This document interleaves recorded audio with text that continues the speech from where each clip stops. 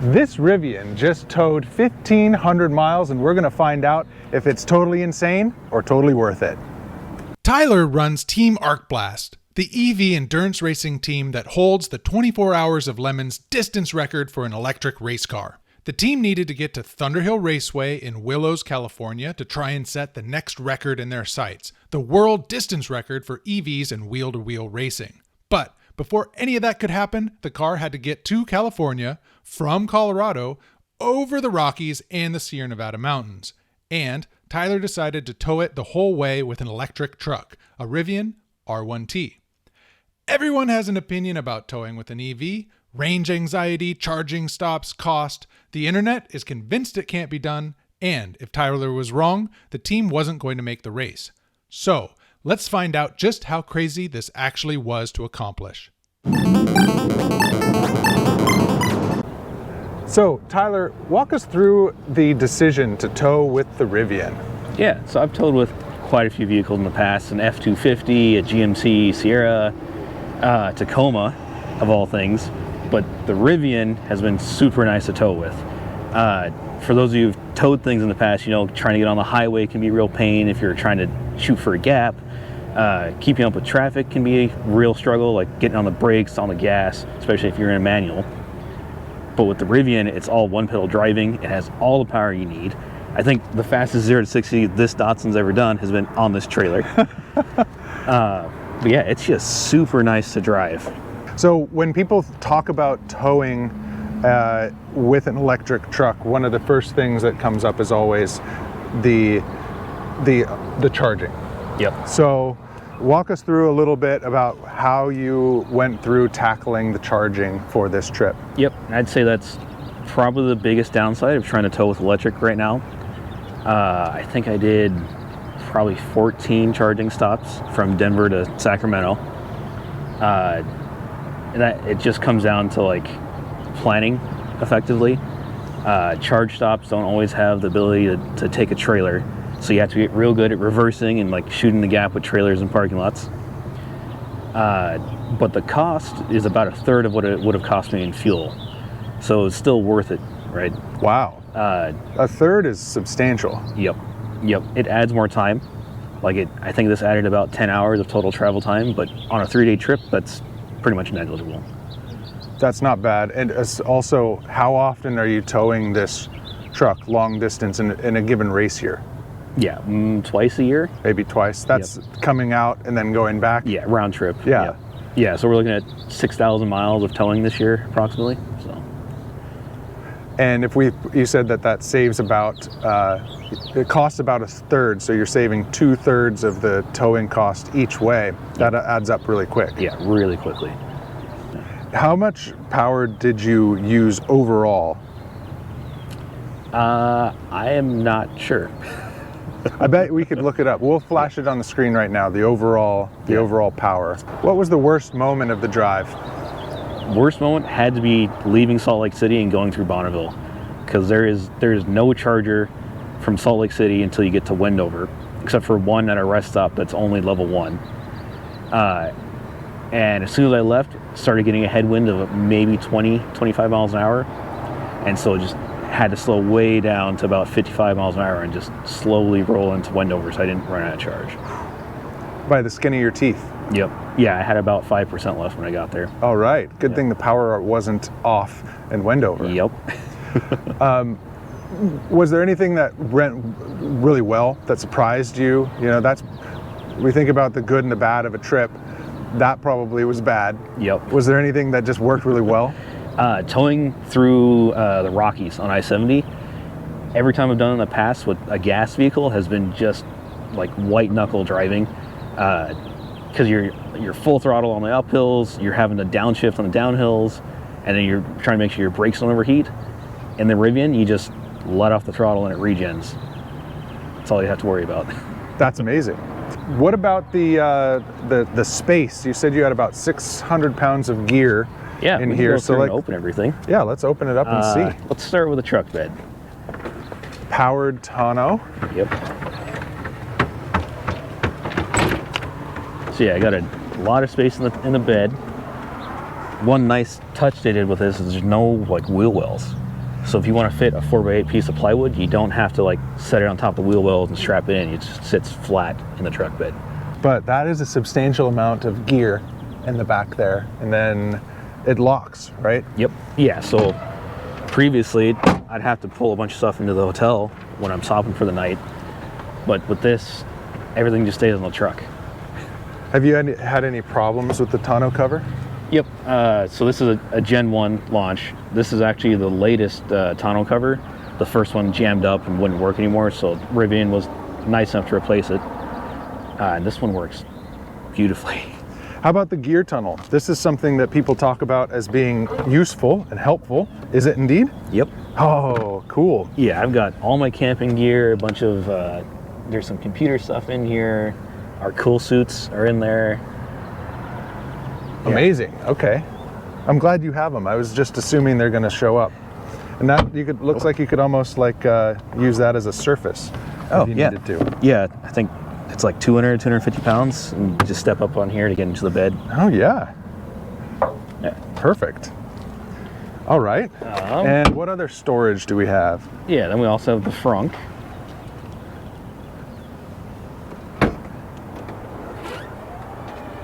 Substantial. Yep. You know, the frunk storage is such a popular. Everyone loves the frunk of electric cars. Yep. This is like, who would have guessed, where I put all my groceries when we go to the store. It's ready for a Costco run. Is there any charge ports in the trunk? No, charge port is on the side here. That's for DC charge. Oh, you're like, talking... yeah, like a 120 volt yeah, I think, if I remember correctly, there's a 120 volts somewhere on one here. side. Sweet. There's also a 120 in the gear tunnel and in the bed. So charging power tools at the track, things like that. This is all sounding like I need to get one as a work truck. Yep. Yeah, definitely. Let's just take a look on the other side of here. I love the color. And of course, the race truck. If anyone wants to see more about that, we already have a good amount of content. You can find out all about it. This is new though, race ramps. Yep. That's gonna be fun. Yeah, those are helpful for not crashing. So let's talk a little bit about the braking on the Rivian. These are substantial wheels, substantial brakes. Did you have to do anything special to set this up for towing? Nope, these are all just the stock brakes. And what about for the trailer hitch itself? Is this also just kind of a stock run-of-the-mill? Yep, so they all have a receiver, and there's a cover that you pull off, and then there's just a normal off-the-shelf hitch and ball. All right, let's check out the interior. Yeah. I really like these seats. Is this heated, ventilated seats? Yep. Yeah, so we have heated seats, we have air conditioning, which is super nice. And rather than your sanitized, typical YouTube car review, you can see this is actually being used. It is actually full of stuff, and it actually just got back from 1,500 miles of towing. We got the regular, what do you call that? The dash screen, and then the infotainment. How do you like the mapping and interface here as far as software? I think Rivian software is often compared as like probably the best competition for Tesla. Yep, I prefer this UI over Tesla. It's a little more intuitive. There's not so much chaos, I guess I'd say. The UI is just cleaner. But the only thing I don't like about it is the same thing I don't like about the Teslas. There's no tactile feedback. I'd still like a knob, a switch, or something, especially for like music controls. So that makes sense. All right, well, I think we should take this for a little trip around the corner and see how it actually feels with 4,500 pounds behind it. Yeah, hop in. And we're off. You really can tell that instant torque because I didn't even feel the weight right behind us. It's not even there. Yeah, and if I give it a little gas, like it just takes off. You could literally drag race with this. You could. What did you find as far as range hit at speed? About a 40% loss. 40% loss. So I think this model is supposed to get almost 300 miles full charge. So like 0 to 100 with no towing. And I think the estimate came out to about 160, 170. I mean, it all depends on what the speed limit is too. If I'm in Utah doing 80, it goes down significantly. So when you were towing with the Tacoma, did you get a range hit on that too when you were towing? Yes, but the Tacoma could not handle towing. So I'd end up taking back roads and surface streets. Really? Yep. The Tacomas are supposed to be good for like 7,500 pounds or something like that. Yep. Yeah, it could handle the weight, but the towing characteristics kind of sucked. Like, for whatever reason, it just fishtailed really heavily on me until I got this Aluma trailer. And then it had, that truck had 250,000 miles on it, and it just was kind of gutless by the time I got rid of it. Would you say it's fair to say that there's a bit of a learning curve to towing with an electric truck? Yep. Very similar to the challenges we face while racing, interestingly enough. Yeah. Because to nerd out for a minute, if you do 20 miles an hour faster, you're using almost double the amount of energy, right? So weirdly, if you're trying to save time, it might be better to do 60 miles an hour instead of 80 through Utah and charge less and stop less. That makes sense. Yep. So yeah, it's a way different mindset if you're trying to like make up time or stick to a schedule. It's more about how efficient are you versus can you push the speed limit and fill up quickly.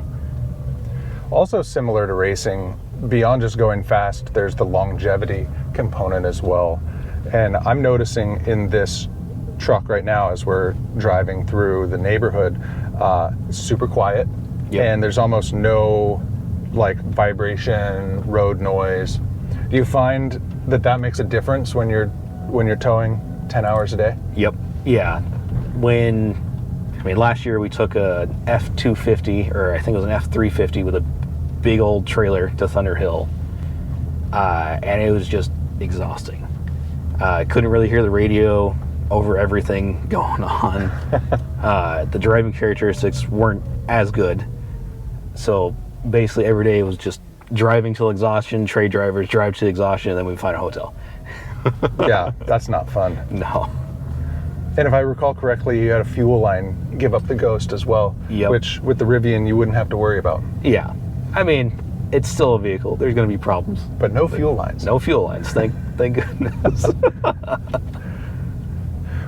What do you think you'd tell someone who was considering getting an EV for towing? They were kind of maybe just considering it and asked you. I'd say you just have to consider just a different mindset. There are real trade-offs, right? Like the driving is way better, the regen is super helpful, but you do have to make the charging stops. You have to plan out a little bit more, especially right now, because the charger density isn't where we'd like it to be. But in my opinion, it's worth the trade-off. Like, this is the best towing experience I think I've ever had. And you've done a lot of towing over your life. Yep. Yeah, this is probably my 6th or 7th time towing a vehicle out to California from Colorado. Wow. Speaking of regen, how does the one-pedal driving translate into towing? There's almost no difference between towing and just driving this normally. It's a braked trailer, right? Yep. And does the one-pedal regen, does that kind of seamlessly integrate with the trailer brakes? Yes. I have been meaning to figure out if it applies trailer brakes on regen, because one thing this will do is if you max out your regen force, it will apply the brakes on the vehicle. I don't know if that translates to the trailer brakes, but for the most part, I'm never using full regen. So it's just regenning from the vehicle, and only in like a fast stop situation am I using the trailer brakes. Did you set the current weight? No, it auto senses it. It auto sensed the weight of the trailer? Yep. That's insane. What? Yeah, because it's measuring the torque and speed at the motors, so it knows, oh, flat ground, usually it takes this much power to accelerate this quick, so it can calculate all of that. That's pretty cool. Yeah. I love that. Actually, trailer leveling is it like, so you can choose what height you want the vehicle to be at. When you're towing on the highway, you can do standard or you can do low. Which low might reduce drag? It'll reduce drag, but if you're trying to combat fishtailing, Oh, yeah. or like if you have too much tongue weight or tail weight, you can change the height of the vehicle to get it to tow better. Oh, that's so cool. And then hooking up the trailer, like if I'm towing a lot, I will, I have a set point on the trailer jack, so I'll lift it up and what I'm trying to say is you can reverse to the trailer in low, Okay. raise the ride height, and you've unloaded the jack, so now it's super easy to hook up. Oh, that's so cool. Yep. Within the spectrum of towing, is there a type of towing that is just even more of a benefit having an EV truck? Other than the benefits that we've kind of laid out, not really.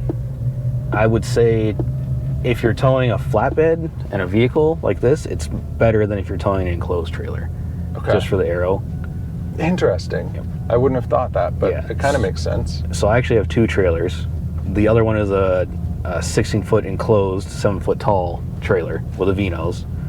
That cuts my efficiency even more because you're basically just towing a big wall. Just to restate it again, you could have done this in a gas truck, but it would have cost like 2/3 more, Yep. and maybe arrived with a little bit more tired. Yeah, more fried nerves. So obviously you have to tow with it again. It isn't a choice of would you tow again, but because you at least have to get home. Yep. But would you say that are you going to go back to towing with gas? I'm not. Yeah, just the additional time to me, like I don't mind making extra stops and getting out, going for a walk, and I can get to the end of my day from towing and I don't feel so fried. That's worth it right Yep. there. 100% worth it. Well, Tyler, thank you for taking the time and walking us through all of this after your big adventure. And we'll look forward to seeing you at the track. There's a lot coming up right now for people to tune into. So check out Team Arc Blast and EVTUNERS for all sorts of good stuff. And we will be back at you soon with dispatches from the garage and the racetrack. Yep. See you there.